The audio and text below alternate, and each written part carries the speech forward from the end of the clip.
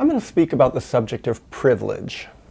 I have thought about doing a video on this for a long time. Actually, I think over the years I've actually tried to make this video a few times and just turned off the camera partway through, felt ugh by it. Maybe I'll do the same now, we'll see. If you're watching this, presumably I am going forward with it. Well, I think a big part of why I want to avoid this subject, or have avoided it so much, is it's become such a big topic in society, and there's all this baggage attached to what is labeled as privilege, and often what is privilege. And I see it differently. And that's why I think I feel motivated to speak about this subject. I've also had that label of privilege stuck on me as a sort of weaponized thing. I've been attacked because of my privilege, or what people perceive my privilege to be. And my natural reaction, and I think a lot of people's natural reaction, is when they get attacked over something to withdraw and become defensive, or to not want to speak about it. And I certainly can understand that. So here goes. Privilege for me. Well, yes, obviously I have certain privileges. And I see them here in America. I have a place to live. I have friends. My race certainly makes it easier to be privileged in this society in a lot of ways. Being white, there is certainly some male privilege that I've experienced in a lot of different ways. Also, what other privileges? A big one I see when I travel around the world is my United States passport. Woo! It opens a lot of doors. Other people can't get into certain countries or have to pay exorbitant visa fees to get into countries, etc., etc. My passport isn't the best. I've seen other people be able to cross borders when I can't get across those borders because of the privilege of their passport. Also, educational privilege, financial privilege as the result of my education, being able to do different jobs and be sort of outside of the system in some way and still be able to function. All definite signs of my privilege. The privilege also of, well, still having a good mind related to my youth, I think. Yes, I'm in my 50s now, but my brain's still working well. I consider that an incredible privilege. My memory is still working.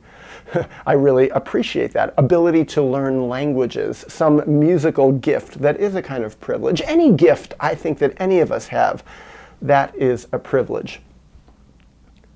So, probably in rather conventional societal form, I'm speaking about my privileges and acknowledging them up front, because I do that in life. I think it's not a bad thing to do, to be very open about, yes, these are the privileges that I have. These are the gifts that life has given me. The key is, what differentiates me from a lot of people who I've heard talk about privilege, and especially people who have attacked me for having certain privileges, is the implication they've had when they attack me for my privilege is they say I'm supposed to feel guilty. I don't feel guilty, because to me, feeling guilty means I've done something wrong. I've made an error. I've done something harmful. And privilege is just something that I've been given, a gift of life. So for me, what I've seen is that everybody loves their privilege deep down. Everybody likes having whatever privileges they have, and everybody has some privileges. Nothing to feel guilty about, nothing to feel ashamed about. And this is the key thing for me. It's, what do we do with our privileges? I think when people have privileges and they use them to harm others, they use them for troubled, selfish means. And what I mean by troubled, selfish means is that they use their privileges to further their false self, not the core of who they really are as a person, the essence of the beauty within them, but instead use their privilege to think that they're inherently better than others in some core fundamental way, that they use to step on other people, to exploit other people, then yeah, they should feel guilty about that, because that's rotten.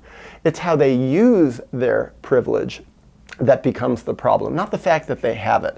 For me, and this is key, this is why I really don't feel guilty about my privilege, is that I want to use my privilege for the common good. Yes, for the good of my true self. And what I mean by that is the true self, the core of me. I want to grow. I want to manifest. I want to be the best person I can be. I want to work out my traumas. I want to use my brain. I want to use my inner core of emotional strength. I want to use my time, my freedom. I want to use my ability to think and write, to figure out my history, to work out who I am, to turn my finger onto the people who harmed me and say, you harmed me. It takes a lot of strength to do that. It's a real privilege to have the strength, in my case, and I've seen it for others, to be able to turn to our traumatizers and say, not acceptable, boundary now. This is what happened. This is what you did to me. This is how it harmed me. And internally, to begin to heal. Actually, above all other privileges that I have, I think that's the number one that I have. My capacity to grow and heal. My capacity to become a better person, to become, to look back and to see who I was. This troubled, self-hating creature who turned around and hurt other people and did things that violated other people's rights, just like I was violated. I was a kid who was, in many ways, like my parents. I was a reflection of them. I was living in their circle and I was doing what they thought was right to me, and it wasn't right. The fact that I changed, the fact that I've become so much healthier, so much more self-loving, and as a result, loving of others, respectful of others, that is an incredible privilege, and I am proud of it. All the other privileges that I have in my life, I have used primarily to further this primary privilege.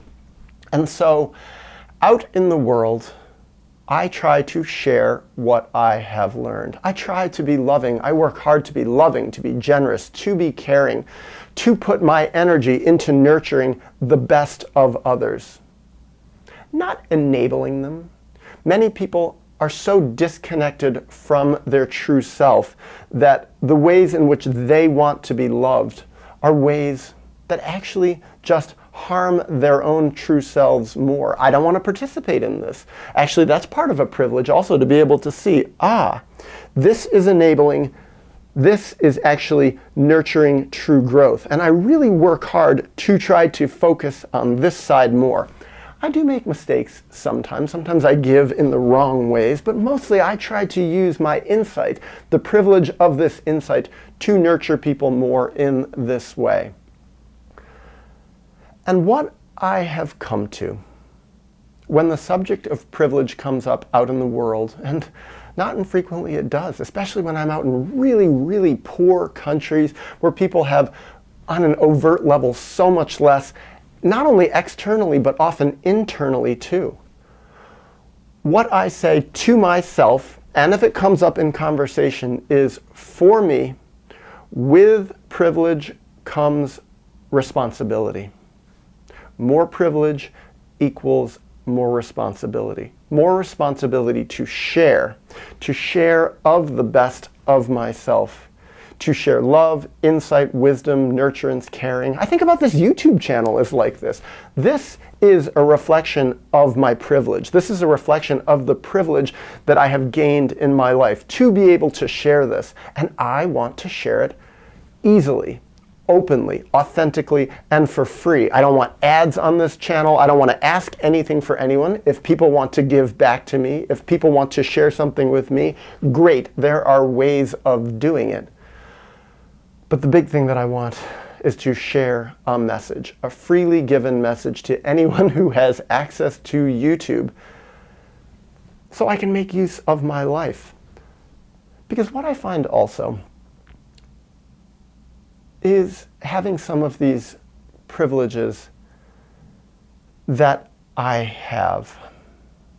A big part of it is I want others to have them too.